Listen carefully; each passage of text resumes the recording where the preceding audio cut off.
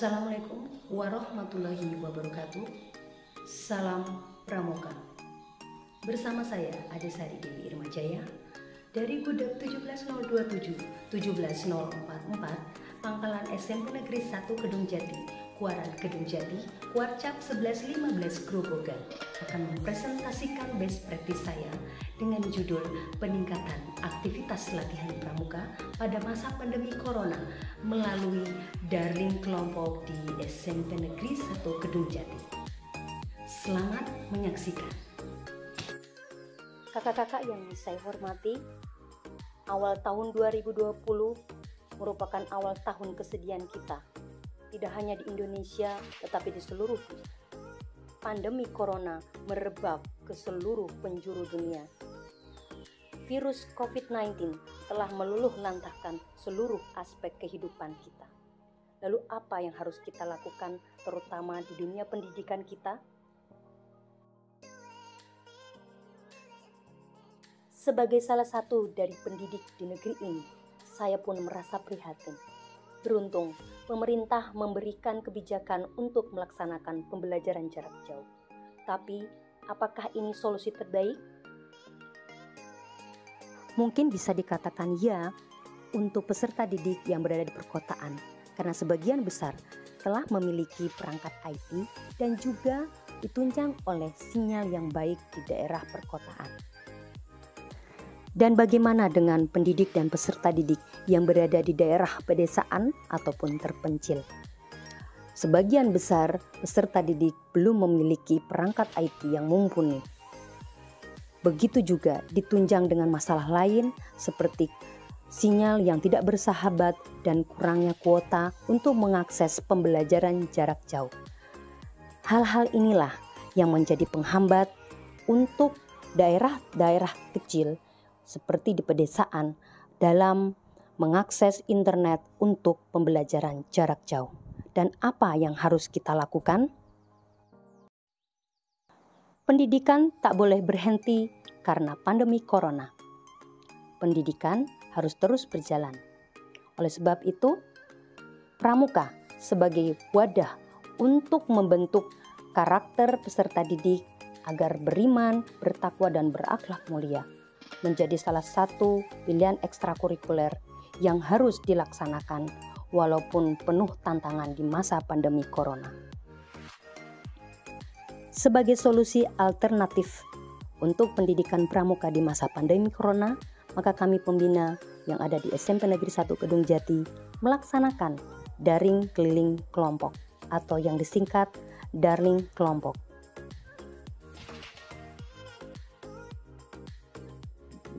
Kakak-kakak, untuk melaksanakan darling kelompok menggunakan alat pembelajaran daring dan juga ada beberapa langkah-langkah pelaksanaannya.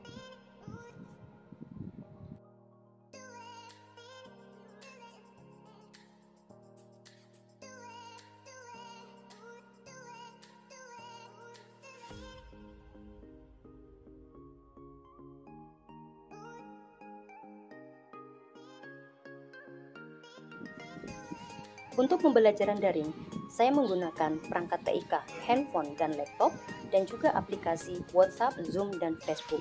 WhatsApp untuk pengontrolan koordinasi dan absensi, Zoom untuk virtual meeting, praktek langsung dan absensi langsung, dan kemudian Facebook untuk unggahan tugas dokumentasi.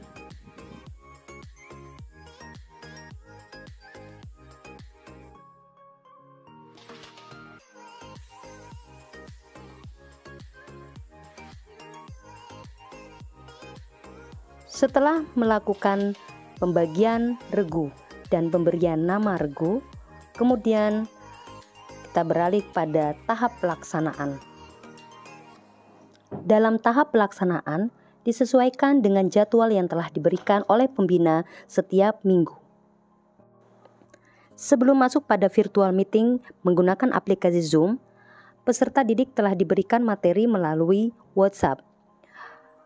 Peserta didik meng-googling atau mencari lewat Google materi-materi yang diberikan sehingga telah mempunyai pengalaman ataupun pengetahuan sebelumnya. Setelah itu memasuki virtual meeting Zoom dengan durasi waktu antara 20 sampai 30 menit untuk satu regu. Setelah itu boleh keluar dan berkoordinasi kembali di WA. Peserta didik melakukan dokumentasi sendiri, kemudian mengunggah di media sosial Facebook sebagai bukti bahwa mereka telah melakukan daring keliling kelompok di tempat masing-masing. Dalam pelaksanaan daring kelompok ini mempunyai beberapa keunggulan, dan semua keunggulannya tercantum di dalam prinsip dasar kepramukaan dan metode kepramukaan. Di antaranya, peserta didik peduli terhadap dirinya dan juga sesama.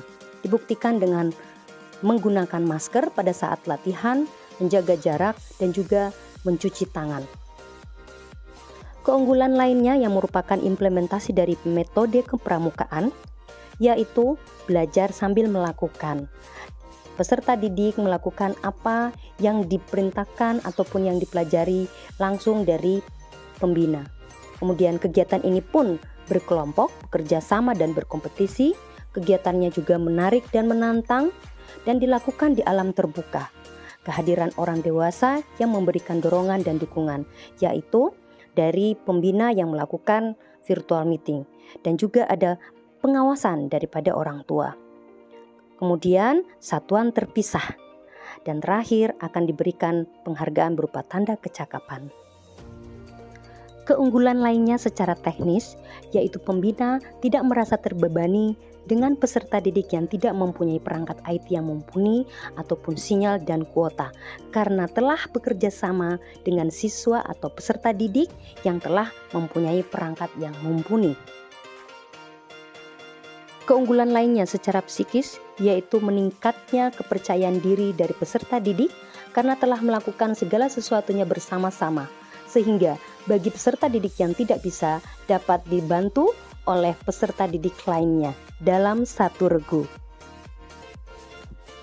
Untuk mengetahui meningkatnya aktivitas latihan pramuka oleh peserta didik, maka saya menggunakan absensi dengan WA dan observasi langsung melalui virtual meeting, sehingga bisa mengetahui berapa banyak jumlah peserta didik yang dilakukan selama latihan. Pada pertengahan awal tahun 2020, saat pandemi corona masih merebak, saya melakukan wawancara untuk beberapa peserta didik dan memberikan kuesioner untuk mengetahui apa yang terjadi di lapangan dan apa yang diinginkan oleh peserta didik untuk mengikuti latihan pramuka. Kurikulum 2013 menjadikan pramuka sebagai ekstrakurikuler wajib. Namun setelah pandemi corona melanda, pramuka menjadi pilihan untuk beberapa peserta didik yang sangat berminat untuk mengikuti latihan. Karena satuan terpisah, maka saya membimbing khusus untuk penggalang putri, kelas 8 dan kelas 9 semester ganjil. Kelas 8 berjumlah 40 dan kelas 9 berjumlah 35, total 75. Setelah pelaksanaan selama 3 bulan, Agustus, September, dan Oktober, diperoleh peningkatan dari 25-33% menjadi 86%. Kelas 8 yang berjumlah 9 orang peserta aktif berubah menjadi 30 peserta yang aktif. Kemudian kelas 9 dari 10 orang yang aktif menjadi 35 orang yang aktif. Seperti halnya ungkapan, hasil tak mengkhianati proses. Apa yang telah dilakukan peserta didik akan menjadi keteladanan bagi dirinya dan juga sesama.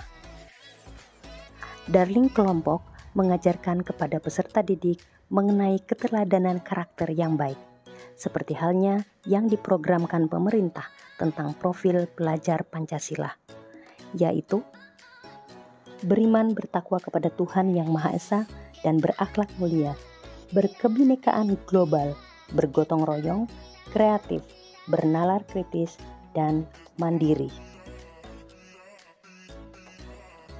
Tentunya teknik ini akan saya imbaskan pula kepada pembina-pembina setempat dan sekitarnya sebagai dampak berkelanjutan dari keberhasilan saya. Karena keberhasilan ini bukan untuk saya sendiri tetapi untuk sesama.